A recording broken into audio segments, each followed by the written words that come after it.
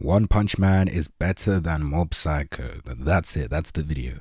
I will no longer elaborate. No, I'm just kidding. But for real, One Punch Man is better than Mob Psycho. Trust me. And yeah, I know Scamboli told you otherwise. But I mean, who the hell is Scamboli anyway? He's probably like gay or something. I don't know. Mob Psycho and One Punch Man are both series written by the author one. Mob Psycho was serialized on April 18th, 2012 and received an anime adaptation on July 12th, 2016. And the anime was okay. That's what I would have said if I was a complete idiot. Mob Psycho was exciting, new, flashy, crazy. It was one of the best things to come out in a while, but it was also very down to earth and oddly quite humbling for someone like me. It wouldn't be a stretch to say that Mob Psycho was pretty much the reason I started this channel, which is weird since, you know, most of my channel is literally just One Punch Man. One Punch Man. I'm sorry. I got bitches all on my dick every day. One Punch Man's first appearance to the scene was in 2009 in the form of a webcomic, and then became a manga in 2012 and was a remake drawn by Yusuke Murata. And finally in 2015, it received an anime that took the world by storm.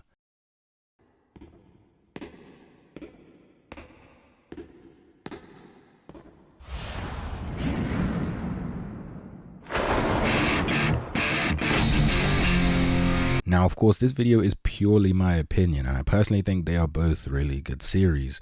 I mean, that's pretty obvious. One just creates absolute bangers. He's an amazing author. I mean, you could literally swap the faces of the main characters and they still look relatively the same. And you could say this is a coincidence, or that it's just the quote-unquote art style, but you know, it's got me thinking. I have a bit of a conspiracy on my hands. I've been told that if I ask for you to subscribe, there's a higher chance that you will actually do so. So, you know, this is a pit stop for you to just, you know, go down there and leave a like and subscribe. But yeah, continue with the video. Mob Psycho is about a pretty normal schoolboy that isn't really popular and overall lacks presence, apart from the fact that he can literally move things with his mind. Mob is also an assistant of a self-proclaimed psychic and objective best character in the series, Reigen Arataka. Now, let's talk about the characters.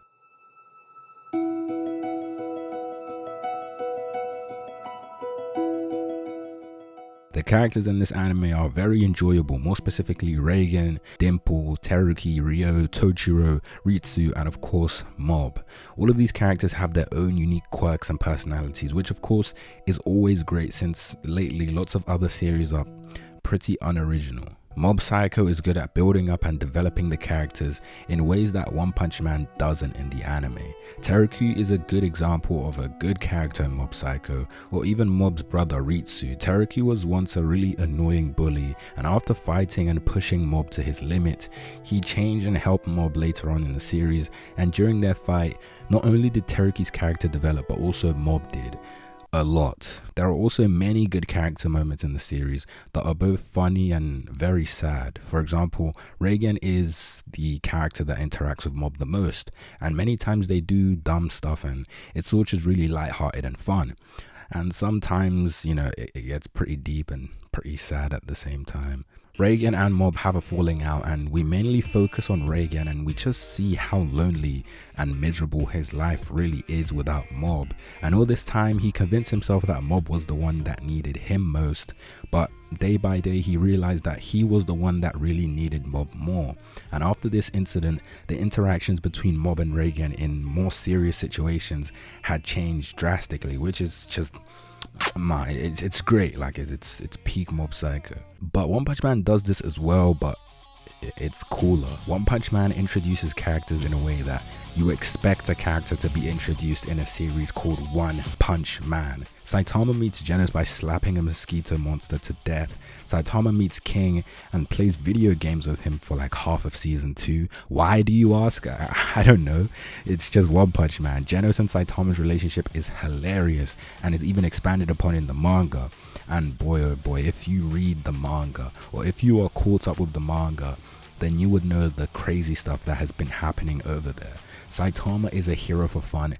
He doesn't do this to save people or act as the face of justice. He does it because it's fun, but as he grew to ridiculous levels of power, that sensation of fighting a strong opponent had disappeared, and I feel like this is where One Punch Man on a personal level really gets me.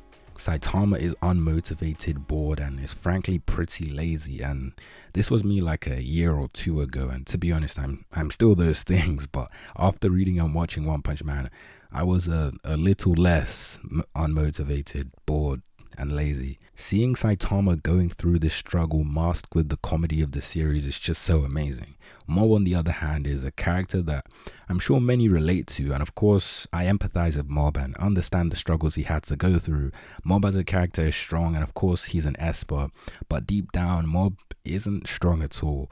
He's shy, timid, and is not confident at all, and I feel like that down-to-earth type of feel is what gets a lot of people. And since there's such a contrast to One Punch Man, people tend to point that out and see that as more of a negative towards One Punch Man, which I simply disagree with. Seeing Saitama punch through a monster in a single punch, or seeing him fight monsters that push him further to show his true powers, just fills me with excitement every single time. That ridiculous and unrealistic strength, accompanied with Saitama's contrasted blank face, makes for some of the best scenes ever.